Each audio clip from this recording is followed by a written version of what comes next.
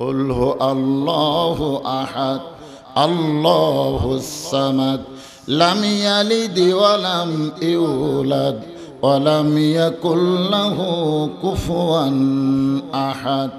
একবার পড়েন, আল্লাহ খুশি হয়ে 10 পারা কোরআন পড়ার সওয়াব দিয়ে দেয়।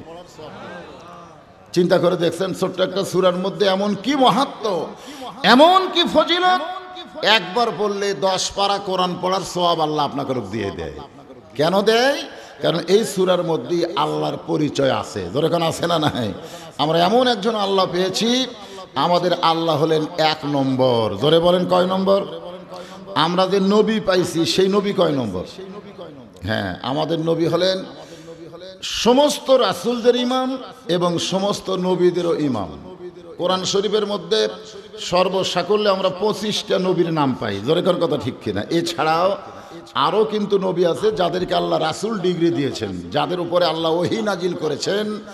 এইরকম রাসূলের সংখ্যা হলো 117, কেউ বলে 118। তো যাই হোক, সব কাজই তো মতভেদ আছে না নাই?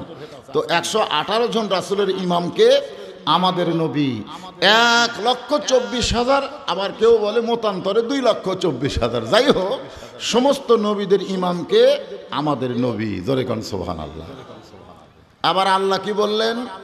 আল্লাহ হচ্ছে রব্বিল আলামিন, আর আমাদের নবী হলেন রাহমাতুল লিল আলামিন। সমস্ত তাফসীরকারক ব্যাখ্যা করে বলেছেন, যতটুকু এরিয়ার রব হলেন আল্লাহ, ততটুকু এরিয়ার রহমত হলেন মুহাম্মাদুর রাসূলুল্লাহ সাল্লাল্লাহু আলাইহি ওয়াসাল্লাম। এখন চিন্তা করেন,